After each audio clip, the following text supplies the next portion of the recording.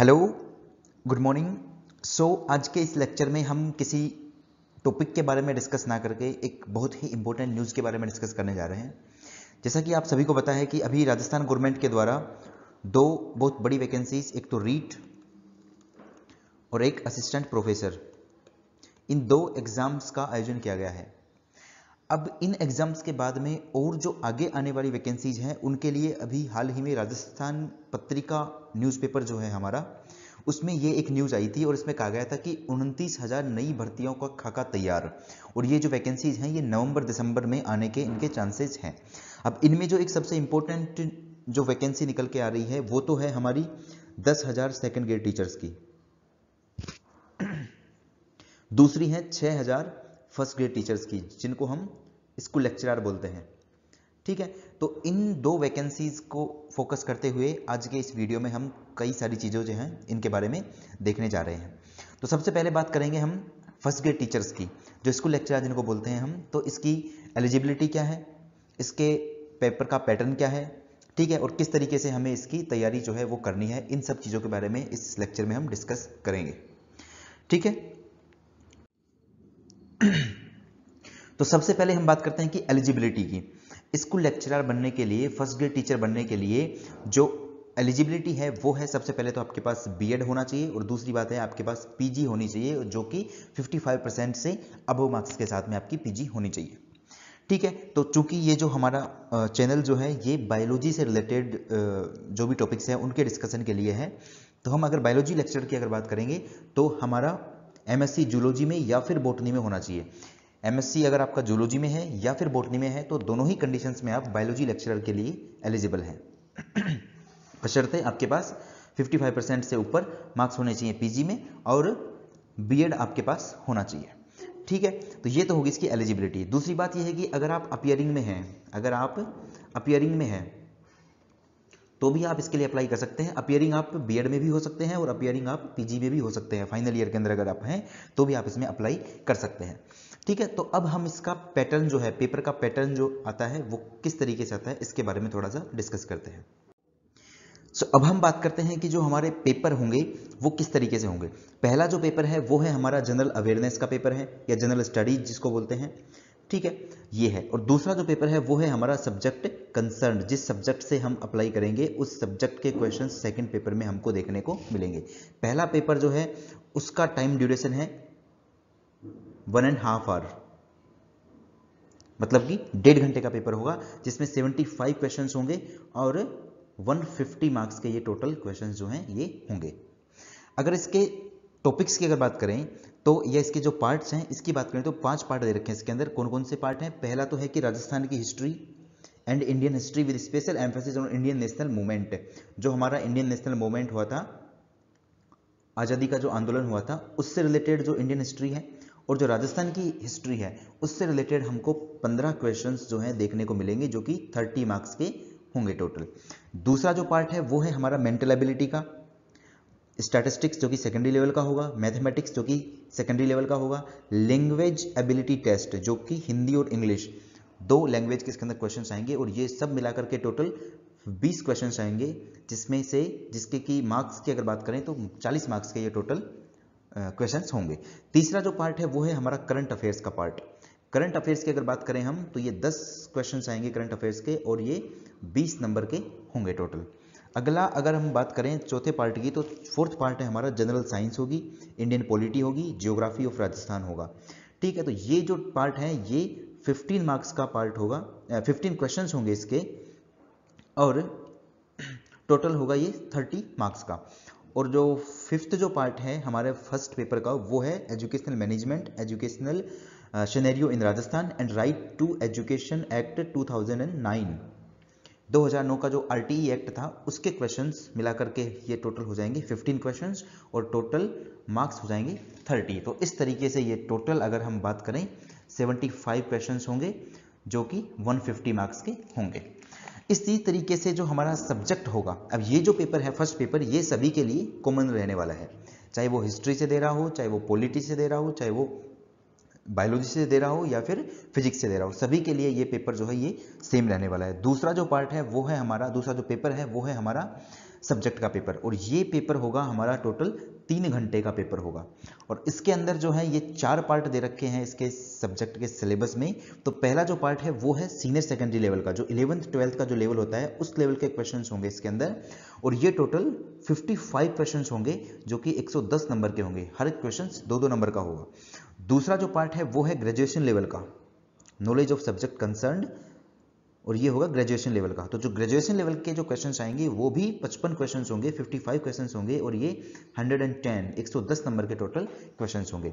और इसके बाद में तीसरा जो पार्ट है जिससे कि क्वेश्चंस आएंगे हमें सब्जेक्ट में, वो है हमारा पीजी लेवल का, पोस्ट ग्रेजुएशन लेवल का जो पार्ट है, उसके कुछ कुछ टॉपिक्स में से क्वेश्चंस आएंगे, 10 क्वेश्चंस होंगे जो कि 20 नंबर के होंगे। और उसके बाद में जो चौथा पार्ट है वो है educational psychology, pedagogy, teaching learning material, use of computers and information technology in teaching learning. तो ये जो टोटल पार्ट है इसको मिलाकर के 30 क्वेश्चंस आएंगे हमारे, जो कि 60 मार्क्स के होंगे। और इस तरीके से जो टोटल हमारे क्वेश्चंस हो जाएंगे वो 150 क्वेश्चंस हो जाएंगे, जो कि हमारे 300 मार्क्स के हो जाएंगे। तो इस तरीके से 150 और 300 ये टोटल मिलाकर के पूरा जो पेपर है, दोनों पेपर ये हो जाएंगे हमारे 450 मार्क्स के। तो इस तरीके से 450 मार्क्स के हमारे दोनों पेपर होंगे। तो ये तो हो गया हमारा ओवरव्यू की जो पेपर का जो पैटर्न है वो क्या होगा। अब हम देखते हैं कि बायोलॉजी का जो पेपर होगा उस बायोलॉजी के पेपर का सिलेबस क्या है। और ये जो सारी बात कर रहे हैं हम, ये सिलेबस की और ये जो पेपर का पैटर्न है, ये 2018 में जो वैकेंसी हुई थी उस वैकेंसी के अकॉर्डिंग है। ठीक है, तो अब हम बात करते हैं बायोलॉजी का जो सिलेबस है, बायोलॉजी के सिलेबस के बारे में बात करते हैं। तो इसमें सबसे पहले तो बात करें हम सेकेंडरी लेवल की, ये सीनियर सेकेंडरी लेवल जो है उसकी। तो इसके अंदर क्या है कि सबसे पहले तो हमारा जो पार्ट आता है टेक्सोनोमी का, तो टेक्सोनोमी के इसमें क्वेश्चंस जो हैं वो हमको देखने को मिलेंगे। पहला पार्ट होगा हमारा टेक्सोनोमी का। दूसरा जो पार्ट होगा वो होगा structural organisation in animals and plants. ये सीनियर सेकेंडरी लेवल के 11th 12th के जो लेवल के क्वेश्चंस होंगे ये देखने को मिलेंगे। टोटल कितने 55 क्वेश्चंस होंगे 110 नंबर के। ठीक है, तीसरा जो पार्ट है वो है हमारी साइटोलॉजी का। ठीक है, साइटोलॉजी के कई सारे जो सेल ऑर्गेनरीज वगैरह हैं उन सब के बारे में क्वेश्चन पूछे जाएंगे। अगला पार्ट है हमारा फिजियोलॉजी का, एनिमल फिजियोलॉजी। अगला पार्ट है हमारा रिप्रोडक्शन इन प्लांट्स। ठीक है, अगला पार्ट है जेनेटिक्स एंड एवोल्यूशन, जेनेटिक्स और एवोल्यूशन के क्वेश्चंस होंगे। बायोलॉजी एंड ह्यूमन वेलफेयर के क्वेश्चंस होंगे, और इकोलॉजी एंड एनवायरनमेंट। इन सब से ये जो 8 टॉपिक हैं इनसे रिलेटेड 55 क्वेश्चंस देखने को मिलेंगे, जो कि 110 मार्क्स के होंगे। ये हो गया हमारा सीनियर सेकेंडरी लेवल का, सेकेंडरी लेवल का जिसको बोल रहे हैं हम 11th 12th के लेवल के क्वेश्चंस होंगे। अब दूसरा पार्ट है हमारा ग्रेजुएशन लेवल के। ग्रेजुएशन लेवल के अंदर जो क्वेश्चंस होंगे वो टेक्सोनोमी के होंगे। अब टेक्सोनोमी हमारे सेकेंडरी लेवल में भी है और सीनियर जो ग्रेजुएशन लेवल है उसके अंदर भी है, लेकिन फ़र्क क्या है, क्योंकि हमको पता है कि जो 11th 12th की बुक्स होती हैं उनमें टेक्सोनोमी जो क्लासिफिकेशन होता है वो बहुत बेसिक लेवल का होता है, लेकिन ग्रेजुएशन के अंदर ये ऑर्डर लेवल तक चले जाते हैं हम, तो वहाँ तक का क्लासिफिकेशन इसके अंदर पूछा जाएगा। ठीक है, और ये एनिमल और प्लांट दोनों ही क्लासिफिकेशन टेक्सोनोमी जो है ये पूछी जाएंगी। इसके बाद में सेकंड जो पार्ट है वो है हमारा बायोलॉजी एंड ह्यूमन वेलफेयर। ये भी ग्रेजुएशन लेवल के क्वेश्चंस होंगे, और वापस से वही कितने टोटल 55 क्वेश्चंस और 110 मार्क्स, 110 मार्क्स के। इसके बाद में biology and its application, biotechnology and it's applications के क्वेश्चंस होंगे। इसके बाद में एनवायरमेंटल बायोलॉजी के क्वेश्चंस होंगे ग्रेजुएशन लेवल के।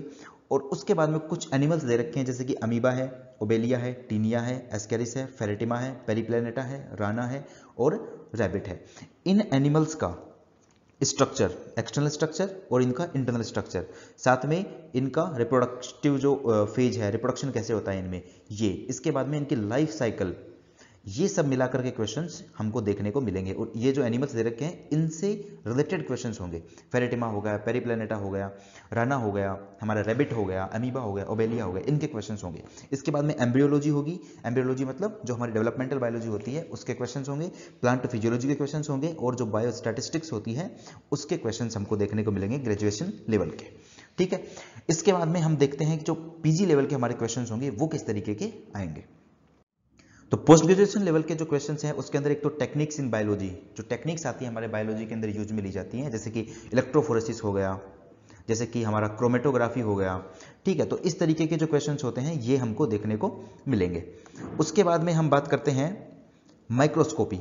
माइक्रोस्कोपी जो है इसके भी क्वेश्चन होंगे, जैसे कि इलेक्ट्रॉन माइक्रोस्कोप हो गया, लाइट माइक्रोस्कोप हो गया, एटॉमिक फोर्स माइक्रोस्कोप हो गया, या जो फेज कॉन्ट्रास्ट माइक्रोस्कोप है, इससे रिलेटेड जो क्वेश्चन हैं ये देखने को मिलेंगे पीजी लेवल के। इसके बाद में इथोलॉजी के जो टॉपिक्स हैं वो भी कुछ कुछ आएंगे, जैसे कि मोटिवेशन हो गया, जैसे कि हमारा सोशल बिहेवियर हो गया, जैसे कि रिप्रोडक्टिव बिहेवियर हो गया। तो इस तरीके के जो क्वेश्चन हैं ये देखने को मिलेंगे। और उसके बाद में एक जो फाइनल टॉपिक है वो है हमारा biogeography and wild life conservation. जो बायोजियोग्राफी है और जो वाइल्ड लाइफ कंजर्वेशन है, जैसे कि एक्स-2 हो गया, इन-2 हो गया, नेशनल पार्क्स हो गए, और ये सब जो हैं इनसे रिलेटेड जो क्वेश्चंस होंगे वो पीजी लेवल के क्वेश्चंस देखने को मिलेंगे। और ये टोटल 10 क्वेश्चंस होंगे जो कि 20 मार्क्स के हमको देखने को मिलेंगे। ठीक है, तो ये हो गया हमारा सब्जेक्ट का, बायोलॉजी का जो सिलेबस है वो। तो इतना तो हो गया सिलेबस के बारे में। अब हम एक बार बात करते हैं क्या कि जो लास्ट ईयर 2018 के अंदर जब एग्जाम हुआ था तो 2018 में इसकी कट ऑफ कितनी गई थी इस एग्जाम की। ठीक है, तो इस कट ऑफ के बारे में अगर बात करें तो जो जनरल की कट ऑफ थी वो थी हमारी 287.52। तो 287 नंबर जनरल की कट ऑफ गई थी आउट ऑफ 450। ये 450 में से है 287 मार्क्स। उसके बाद में ईडब्ल्यूएस की अगर बात करें तो ईडब्ल्यूएस की कट ऑफ थी 271 नंबर। उसके बाद में हमारा एससी की कट ऑफ थी 246 नंबर, एसटी की कट ऑफ थी हमारी 222 नंबर, और ओबीसी की कट ऑफ थी 272 नंबर। तो 287 नंबर, और एमबीसी जो थी, एमबीसी की कट ऑफ थी 225 नंबर। तो इस तरीके से अलग अलग कैटेगरी वाइज जो कट ऑफ थी ये हमने देखी। तो 450 में से अगर आपके 287 मार्क्स थे तो आप इस लिस्ट में अपना स्थान सिक्योर करने में सफल रहे होंगे। ठीक है, तो ये 450 में से 287 नंबर लाना कोई बड़ी बात नहीं है। क्यों? क्योंकि हमारा 300 नंबर का तो हमारा सब्जेक्ट का पेपर है और 150 नंबर का हमारा जो एक्स्ट्रा जो जनरल अवेयरनेस का पेपर है वो है। तो दोनों को मिलाकर के 450 का है और उसमें से आपको 287 मार्क्स लेके आने हैं।